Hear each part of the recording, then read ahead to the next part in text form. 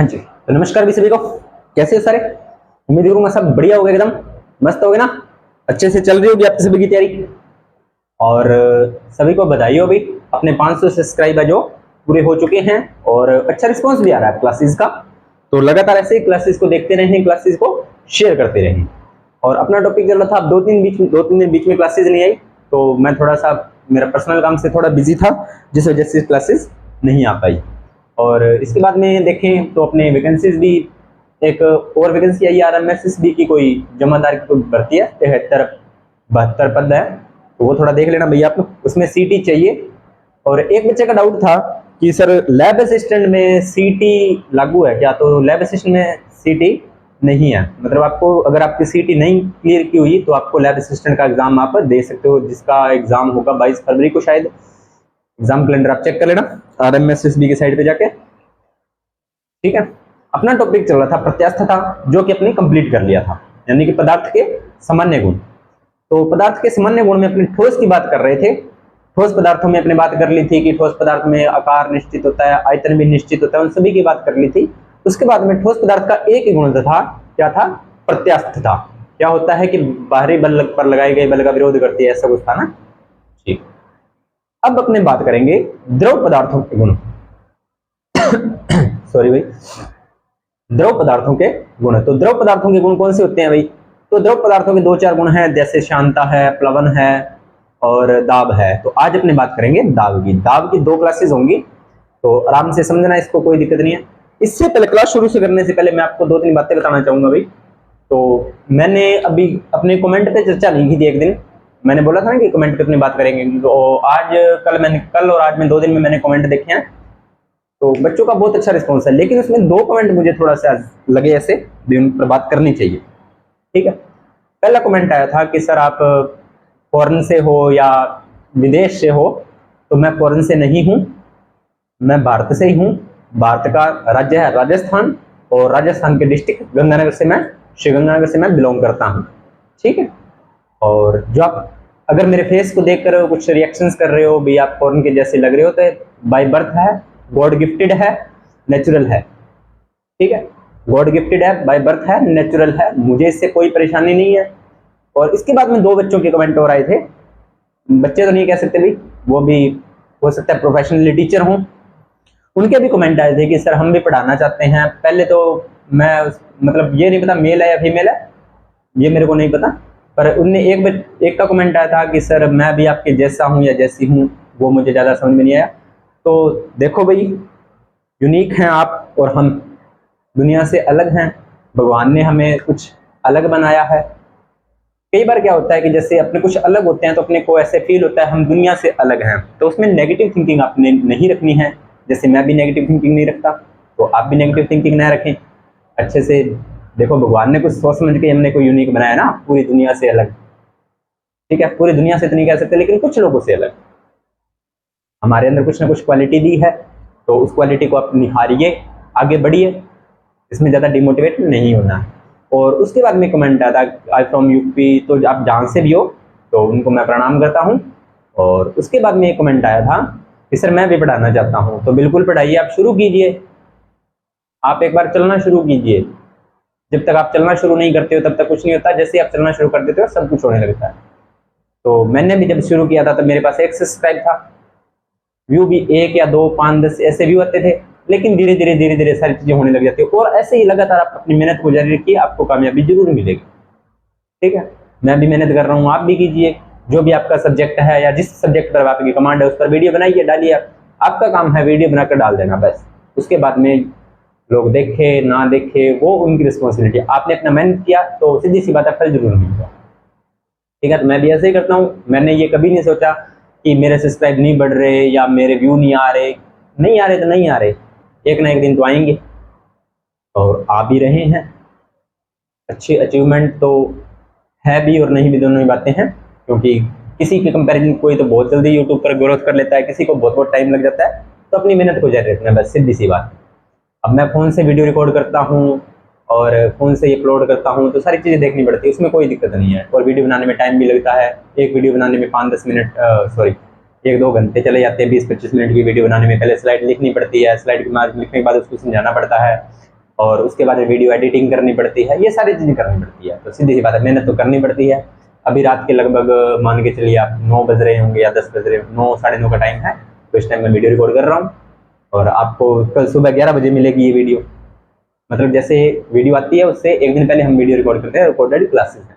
Live का हमने आपको बोला था तो लाइव करवाएंगे, थोड़ा सा पेशेंस रखिए, कुछ काम चल रहा है लाइव क्लासेस पे। तो जैसे मैंने पहले वीडियो बनाई थी उसका मुझे नहीं लगा अच्छा रिस्पांस, तो कुछ टेक्निकल इशू था जिसकी वजह से एक बार लाइव को रोक दिया गया है। बाकी लाइव आपको क्लासेस जरूर मिलेगी, उस पर पेशेंस बनाए रखें, टॉपिक को अपना लगातार कवर करते चलें। और फिर कमेंट आया था कि लग तो फॉरनर रहे हैं, हिंदी बोल रहे हैं, हिंदी बोलने वाले अंग्रेज, जैसा भी आपको अच्छा लगे आप बोल सकते हो, बस नेगेटिव कमेंट ना करें, ठीक है। बाकी आप समझदार हो, ज़्यादा बात बताने की जरूरत नहीं है। अब आप बोलोगे कि ज़्यादा बातें मत करो, टॉपिक पे आओ, तो अपने टॉपिक पे आते हैं। टॉपिक था अपना दाब। देखो, दाब को आप दबाव भी कह सकते हो, दबाव या प्रेशर। सभी जानते हो दबाव का, प्रेशर का क्या होता है। दबाव या प्रेशर सीधी सी बात है, एक बल ही होता है, ठीक है, एक बल ही होता है। कैसे सर, बताइए हमें। तो देखो, अपने फिजिक्स में अपने बात कर रहे हैं, फिजिक्स की बात करेंगे। एकांक क्षेत्रफल में लगाया गया बल होता है वो आपका दाब होता है, एकांक क्षेत्रफल में। वैसे पिछले जब मैंने सामान्य परीक्षा इसका बताया था तो आपको वैसे कंसल्ट कर दिया था मैंने। जैसे मान लीजिए एकांक क्षेत्रफल का मतलब क्या होता है।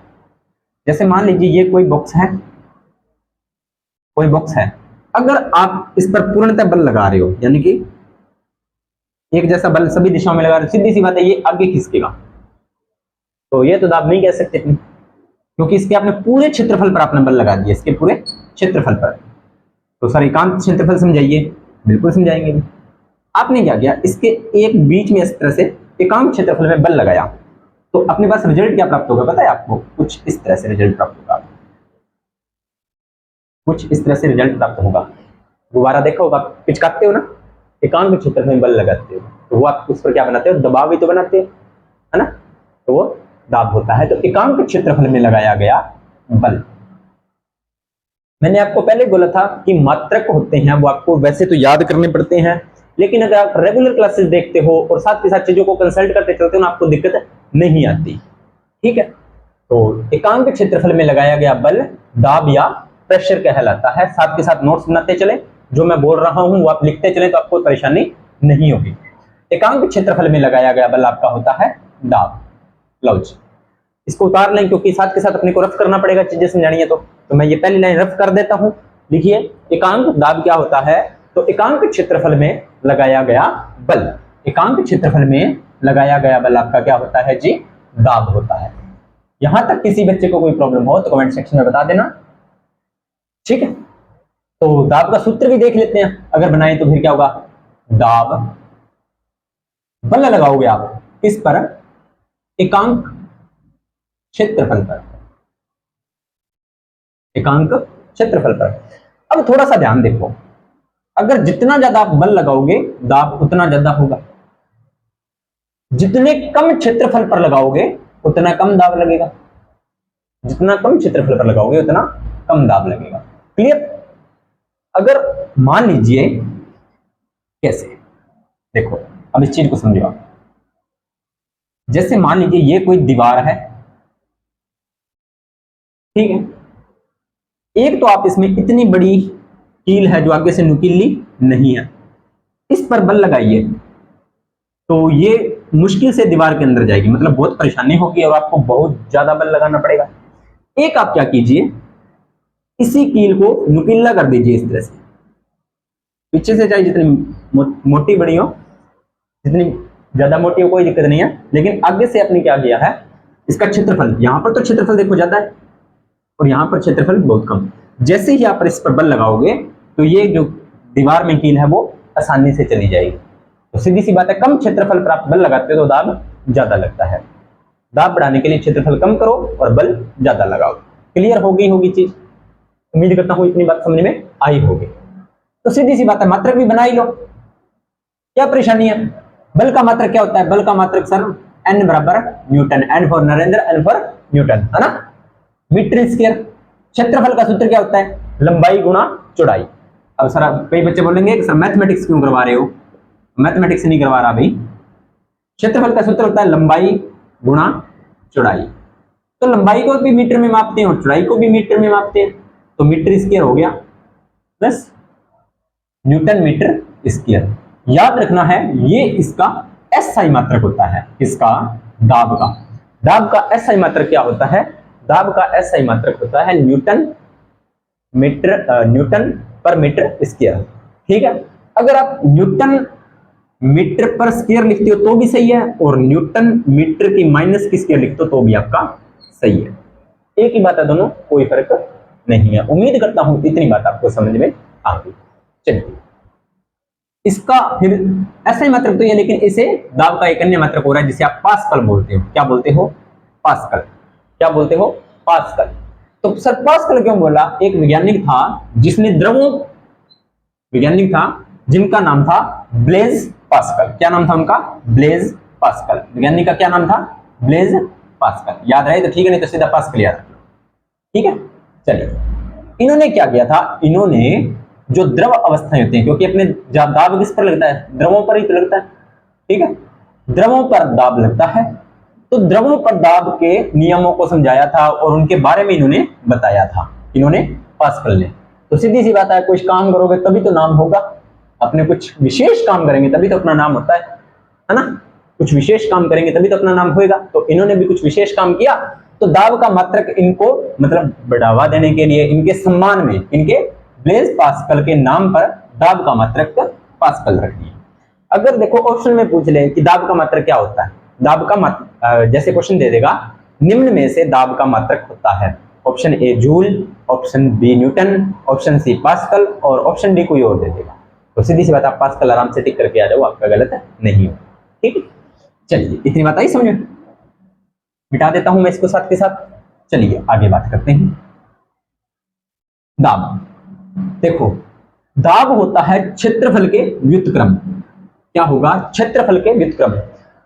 अगर क्षेत्रफल कम है, अगर क्षेत्रफल कम है तो क्या होगा, दाब ज्यादा लगेगा। अब एक कील वाला एग्जांपल समझाया था। और अगर क्षेत्रफल ज्यादा है तो दाब क्या लगेगा, कम लगेगा। क्षेत्रफल ज्यादा है तो दाब कम लगेगा, यानी कि आपको दाब, उतना ही दाब लगाने के लिए बल ज्यादा लगाना पड़ेगा। एक एग्जांपल समझाता हूं, वैसे तो ये मेडिकल लाइन वाले स्टूडेंट अच्छे से तरह समझ होंगे। तो एक ना नीडल आती है, नीडल सुई जो सिरिंज की आगे होती है, उसके नंबर होते हैं 26 number, 24 number, 22 number, 20 number, 18 number और 16 नंबर। ठीक है, ये सुइयां होती हैं। अगर इसका नंबर है, लेकिन इसका मतलब क्या है, जो 16 नंबर सुई होती है वो आगे से मोटी ज्यादा होती है, यानी कि ज्यादा मोटी होती है, और उसके बाद में इसकी आगे से मोटाई कम होती जाती है, यानी कि क्षेत्रफल कम होता जाता है। जब बच्चों के इंजेक्शन लगाया जाता है, शिशु या थोड़े से बड़े बच्चे होते हैं, बाल्य अवस्था के जो बच्चे होते हैं, उनके जब इंजेक्शन लगाया जाता है तो इस 26 नंबर नीडल से लगाया जाता है। डॉक्टर स्पेशली बोलते हैं कि 26 नंबर नीडल का यूज कीजिए। वो नीडल आगे से बहुत पतली होती है, तो अब बहुत ज्यादा पतली है तो कम क्षेत्रफल हुआ।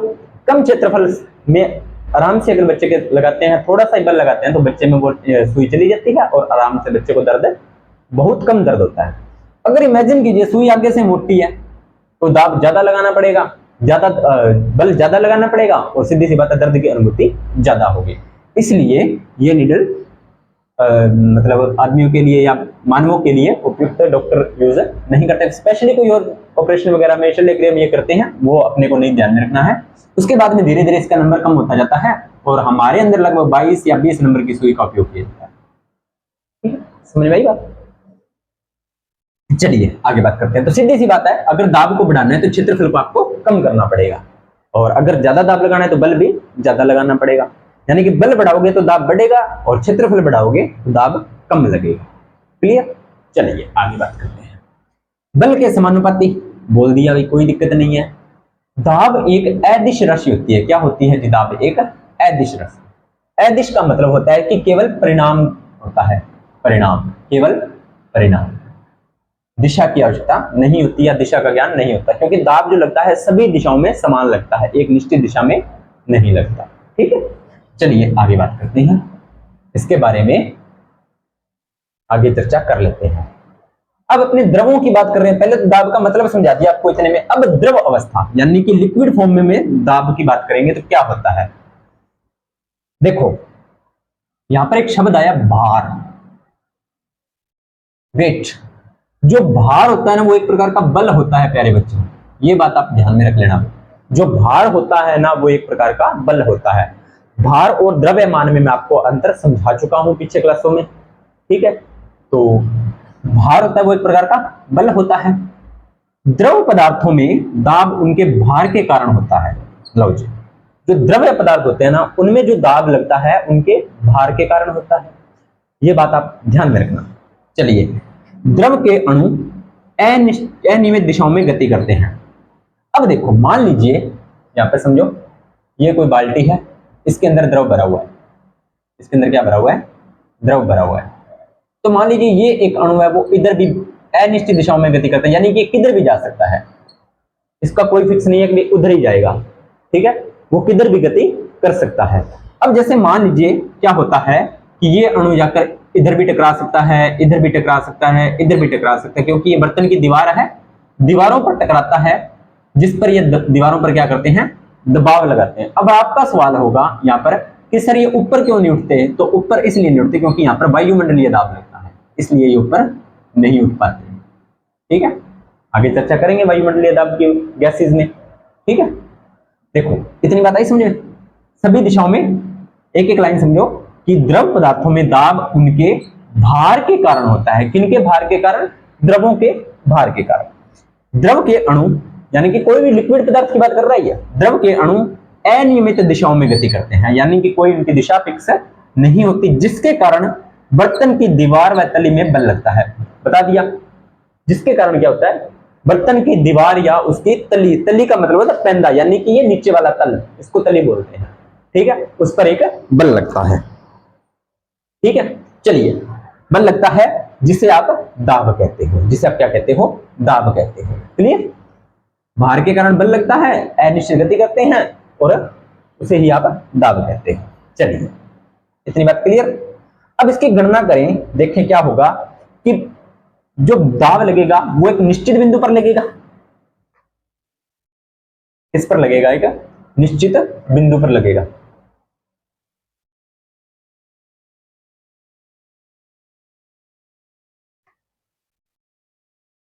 बिंदु पर दाब, एक निश्चित बिंदु पर अगर दाब लगाएं तो उसमें क्या क्या चाहिए? सतह से उस बिंदु तक की गहराई। अब देखो एक बर्तन बनाते हैं अपने, ये एक बर्तन बना लिया, इसमें भरा हुआ है जल या कोई भी लिक्विड पदार्थ भरा हुआ है। तो इस पर मान लीजिए इस बिंदु पर अपने दाब की चर्चा करें, ये बिंदु है कोई भी, इस पर दाब की चर्चा करें तो सतह से बिंदु की ऊंचाई, यानी कि ये इससे कितना ऊंचा है, ये होगी इसकी हाइट। द्रव का घनत्व, इस द्रव का घनत्व की बात कर रहा है कि द्रव का घनत्व कितना है। ठीक है, घनत्व भी मैं बता चुका हूं पिछले वाली क्लासेज में। अगर आप रेगुलर मेरी क्लासेस देख रहे हो तो आपको दिक्कत नहीं आएगी। एक बात मैंने बताई थी कि अगर जल की बात करें, जल का अगर किसी वस्तु का घनत्व जल से ज्यादा है तो वो उसमें डूब जाएगी, और अगर किसी वस्तु का घनत्व जल से कम है तो उसके ऊपर तैरेगी। जैसे बर्फ पानी के ऊपर तैरती है तो बर्फ का घनत्व कम, तेल की बूंदे उस पर तैरती है तो तेल का घनत्व कम, लोहे की कील अगर पानी में डाल दी जाए तो वो डूब जाएगी, तो लोहे की कील का घनत्व ज्यादा। घनत्व का मतलब डेंसिटी, देखे जाए तो एकांक क्षेत्र, एकांक आयतन में द्रव्यमान के कणों की अवस्था, ये आपको मैं पीछे बता चुका हूँ। घनत्व को आप चेक कर सकते हो पिछली वाली क्लासेस में जाकर। गुरुत्वीय त्वरण, तो सीधी सी बात है, गुरुत्वीय त्वरण भी यहाँ पर नीचे की तरफ जी, गुरुत्वीय त्वरण जी डी। इन तीनों का योगफल होता है, सॉरी इन तीनों का गुणनफल होता है, यानी कि जो आपका एक निश्चित बिंदु पर क्या बोल रहा है, दोबारा समझो कि अगर आप द्रव के किसी निश्चित बिंदु पर दाब की गणना करो तो उस बिंदु को सतह से गहराई, कि जिस सतह पर पानी है या जो द्रव है उसकी गहराई नापो h, गुरुत्वीय त्वरण g 9.8 होता ही है, घनत्व उस द्रव पदार्थ का कि उसका घनत्व क्या है, उन तीनों का गुणनफल होगा h इंटू जी इंटू डी, ये होता है आपका। क्लियर? P बराबर h इंटू डी इंटू जी। क्लियर। चलिए, बर्तन के आकार व आकृति पर निर्भर नहीं करता, यानी कि ये जो दाब है ना, कौन सा प्रेशर है द्रव का, वो बर्तन के आकार और आकृति पर निर्भर नहीं करता कि वो बाल्टी है, मटका है, गिलास है, कोई भी है, उस पर जो दाब लगेगा वो उतना ही लगेगा। क्लियर, इस सूत्र के मुताबिक। इतनी बात क्लियर। तो ये बात आपको स्पेशल ध्यान में रखनी है कि बर्तन के आकार व आकृति पर यह निर्भर नहीं करता। ठीक है, स्क्रीनशॉट ले लो यहाँ पे इस बार, ताकि आपको दिक्कत ना आए। चलिए, वायुमंडलीय दाब को अगर अपने काउंट करें तो द्रव की सतह पर लगने वाला बल कौन सा होता है? द्रव की सतह पर भी तो लगेगा, यानी कि यहां पर भी तो लगेगा। कौन सा? वायुमंडलीय दाब। अब इसके बाद में अगर इस संपूर्ण द्रव्यमान इसका देखें तो दाब क्या होगा? दाब होगा आपका, कुल दाब क्या होगा? देखो, वायुमंडलीय दाब के अपने बारे में उसमें विस्तार से चर्चा कराने, पेशेंस रखना। तो द्रव की सतह पर लगने के बाद देखो, पहले मान लीजिए कि वायुमंडलीय दाब नहीं लग रहा, तब प्रेशर क्या होगा? H इंटू डी इंटू जी। लेकिन अब इसमें अगर वायुमंडलीय वाला, यानी कि वायुमंडल प्रेशर जो लग रहा है, वायुमंडल का भी प्रेशर लग रहा है, उसको जोड़ दें तो क्या होगा? तो क्या होगा? वायुमंडलीय दाब plus H into d into g, ये हो जाएगा आपका वायुमंडलीय दाब का कुल द्रव पर लगने वाला बल। समझ में आई मेरी बात? समझ में आई? कोई दिक्कत नहीं होनी चाहिए, नहीं होनी चाहिए, नहीं होनी चाहिए। ठीक है, चलिए आगे बात करते हैं। स्क्रीनशॉट ले लिया इसका। चलिए, अब देखिए आगे बात करते हैं कुछ एग्जांपल्स के थ्रू। इसके कुछ है ना नियम है। नियम तो क्या है, वैसे एग्जांपल भी बोल सकते हो, नियम भी बोल सकते हो, कुछ मर्जी बोल लो, अपने को नंबर चाहिए बस। नंबर किसके चाहिए? कंपटीशन एग्जाम में पास होने के लिए। ठीक है, कहीं और समझ लो कुछ। चलिए, तो पहला नियम क्या कहता है? पहला नियम कहता है कि द्रव के भीतर, यानी कि द्रव के अंदर, भीतर का मतलब अंदर, किसी बिंदु पर दाब, कोई भी बिंदु ले लो, किसी बिंदु पर दाब स्वतंत्र तल के बिंदु की गहराई के समानुपाती होता है। स्वतंत्र तल यानी कि ये वाला तल, गहराई के, स्वतंत्र तल के बिंदु के गहराई के समानुपाती होता है। यानी कि गहराई बढ़ने पर दाब बढ़ता है, गहराई बढ़ने पर दाब बढ़ता है। ये बात आपको ध्यान में होनी चाहिए। क्या कह रहा है कि अगर इस बिंदु पर अपने दाब की गणना करेंगे तो दाब क्या लगेगा? स्वतंत्र बिंदु पर द्रव की गहराई के समानुपाती आता है। गहराई बढ़ेगी तो दाब भी बढ़ेगा, गहराई कम तो दाब भी कम। क्लियर? चलिए, यानी कि अगर यहां से बिंदु कम दूरी है, यहां से काउंट करना चाहें, इस बिंदु पर काउंट करेंगे अपने, तो ये दूरी कम है तो यहाँ पर दाब कम, और अगर इस बिंदु पर देखें तो इस बिंदु पर दाब लगेगा ज्यादा। बहुत अच्छा एग्जांपल समझाऊंगा मैं आपको और बहुत मजा भी आएगा, समझना इस चीज। आप क्या करो, कुछ मत करना, दिवाली का टाइम है, घर पे खाली बोतल मिल जाएगी ट्रांसप्लांट, नहीं तो कोई भी जिसमें क्या हो ट्रांसप्लांट बोतल हो तो उसमें ज्यादा बढ़िया लगता है, और नॉर्मली घर में मिल जाती है। क्या करना, बोतल को पानी यहां तक भर लेना। ठीक है, क्या करना, एक छेद यहां पे कर देना, एक छेद यहां पे कर देना, और एक छेद यहां पे कर देना। ठीक, तीनों को एक साथ खोलना, तीनों को एक साथ खोलना। क्या होगा, यहां पर देखो ध्यान से, यहां जैसे ही आप खोलोगे तो पानी कुछ इस तरह से नीचे गिरेगा, पानी कुछ इस तरह से नीचे गिरेगा। क्यों गिरेगा? क्योंकि स्वतंत्र तल से, ये आपका स्वतंत्र तल है, यहां से अगर इसकी गहराई देखें इस बिंदु तक की, यहां तक के सारे कण आ रहे हैं, यहां तक इसमें जो कण है वो इस पर प्रेशर लगाएंगे तो ये इस तरह से बाहर निकलेगा। फिर आप अगर यहां से काउंट करो, अब इस पर दाब लगेगा सारा, यहां पर कम पानी है, यहां पर तो बिंदु अपने निकाल ही दिया, तो यहां पर तो पहले पानी निकल ही जाएगा बाहर। ठीक है, ये पानी इस पर दाब लगाएगा, तीनों को एक साथ खोलना है बारी बारी से नहीं। ठीक है, तो ये दाब इस पर लगाएगा तो ये कम दाब लगेगा, बिल्कुल सर कम लगेगा। इस बिंदु को खोल लेंगे तो ये कुछ इस तरह से गिरेगा। क्यों? क्योंकि अब गहराई होगी ज्यादा तो दाब भी ज्यादा लगेगा, दाब ज्यादा लगेगा तो सीधी सी बात है ये दूर तक जाएगा। तीसरा बिंदु खोल लेंगे, यहाँ पर, तो ये उससे भी आगे जाएगा, ये उससे भी आगे जाएगा। चौथे बिंदु को और खोलो, ये उससे भी आगे जाएगा। करके देख लेना, खुद पता लग जाएगा, मैं जो समझाने की कोशिश कर रहा हूँ। ठीक है, समझ में आई?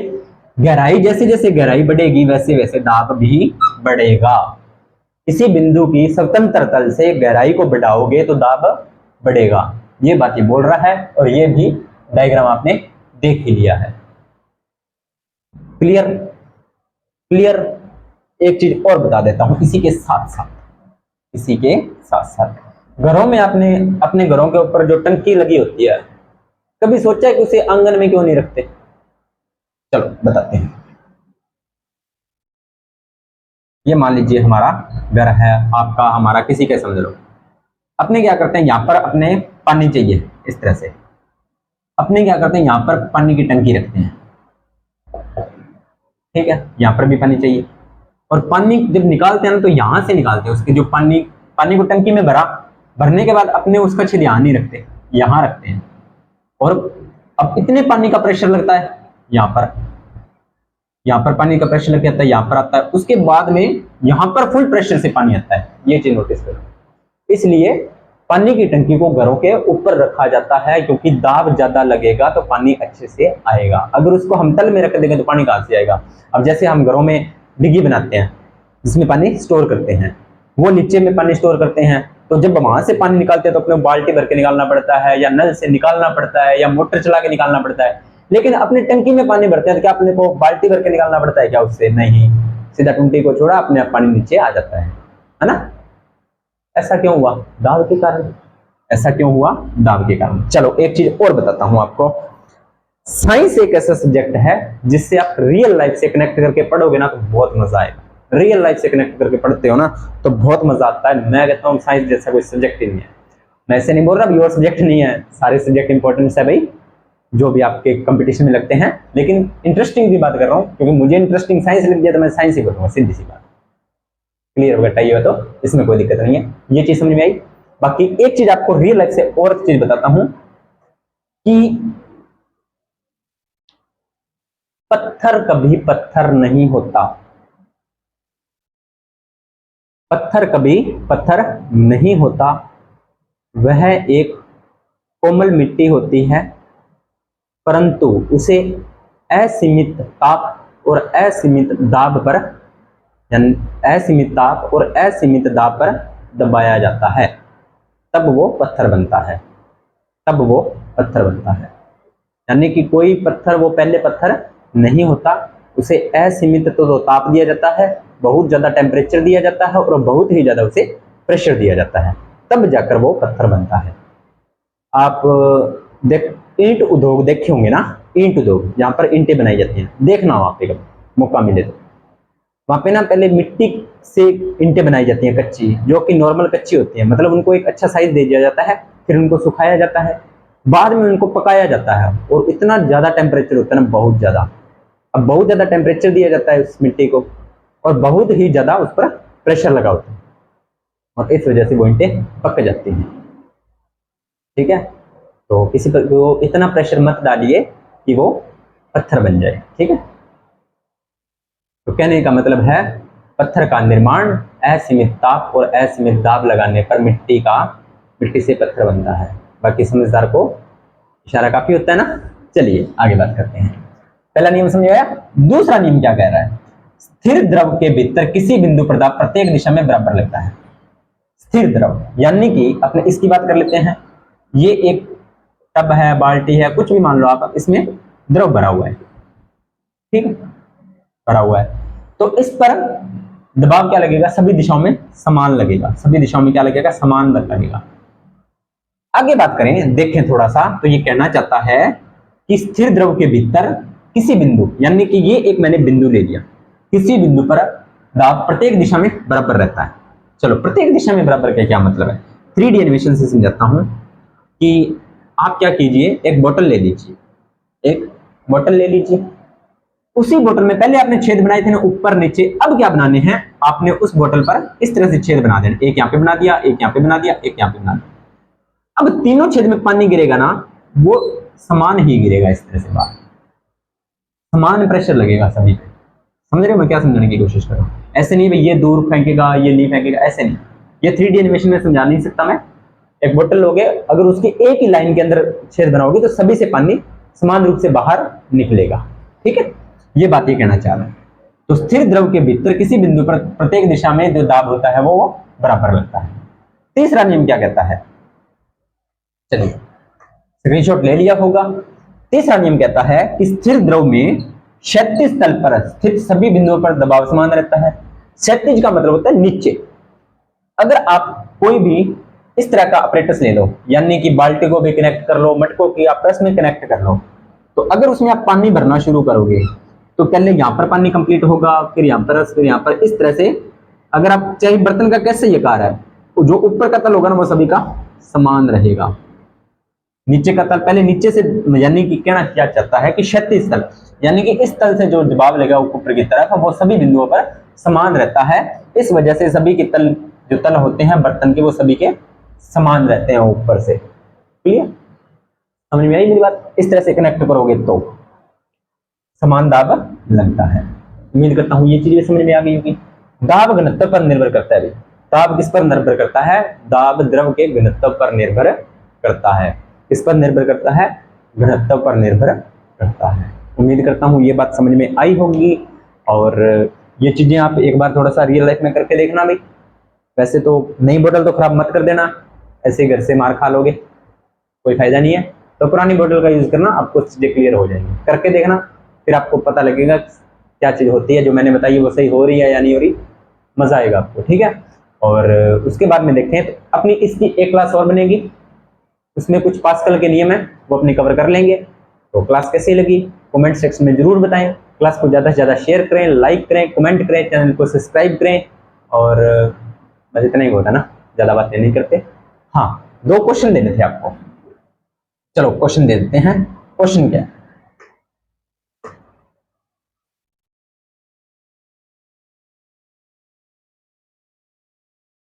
Question question question question question question question बताइए भाई, क्वेश्चन क्या दे?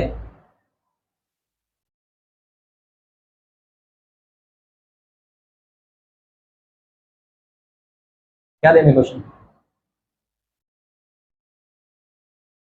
चलिए, मानव शरीर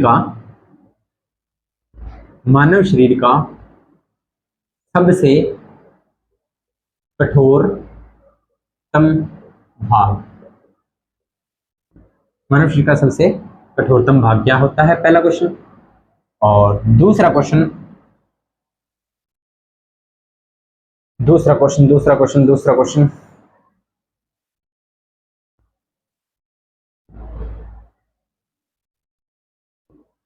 और देखो क्वेश्चन मुझे भी नहीं दिमाग में आ रहे इतनी जल्दी, ऐसे ऐसे क्वेश्चन। अपवर्तन का नियम किसने दिया? अपवर्तन का नियम किसने दिया? चलो एक क्वेश्चन और दे ही देते हैं साथ में, 3 क्वेश्चन। लव हार्मोन का नाम बताइए। लव हार्मोन, ये 2 बार मैंने कंपटीशन में देख लिया ये सवाल। लव हार्मोन का नाम पूछा था, तो बताना है भैया आपको कौन सा हार्मोन होता है लव हार्मोन, कमेंट सेक्शन में बताना। एग्जाम में क्वेश्चन आते हैं, वही क्वेश्चन दिए हैं, फालतू क्वेश्चन नहीं बनाए मैंने। तो आई रिक्वेस्टेड यू, प्लीज गलत कमेंट मत करना कोई। मेरा पढ़ाने का उद्देश्य और कोई उद्देश्य नहीं है। ठीक है, मिलते हैं नेक्स्ट क्लास के अंदर। और सभी को भी हैप्पी दिवाली, अच्छे से दिवाली को सेलिब्रेट कीजिए, है ना। लेकिन आपको वहां पर एक प्रकाश की एक परिघटना नोट करना भैया। वहां पर आपका एक चीज क्लियर होगी, बता देता हूं। पहला, रॉकेट चलाओगे ना दिवाली में, रॉकेट चलाओगे तो उसमें देखना क्या हो रहा है, कौन सा नियम लग रहा है न्यूटन का, लगाना दिमाग से। मैं बता देता हूं लेकिन आपको मजा आएगा। बताओ, बता भी दिया, न्यूटन का तीसरा नियम क्रिया प्रतिक्रिया का नियम। पहला क्वेश्चन, पहला कंसेप्ट हो गया दिवाली में।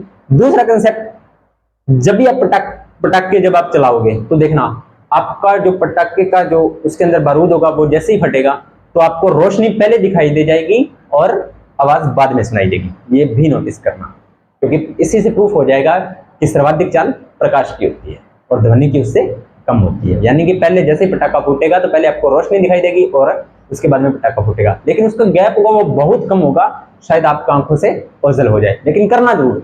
जिस चीज को ये चीज समझ में आए कमेंट सेक्शन में बताना, ठीक है। चलो मिलते हैं नेक्स्ट क्लास के अंदर, तब तक धन्यवाद।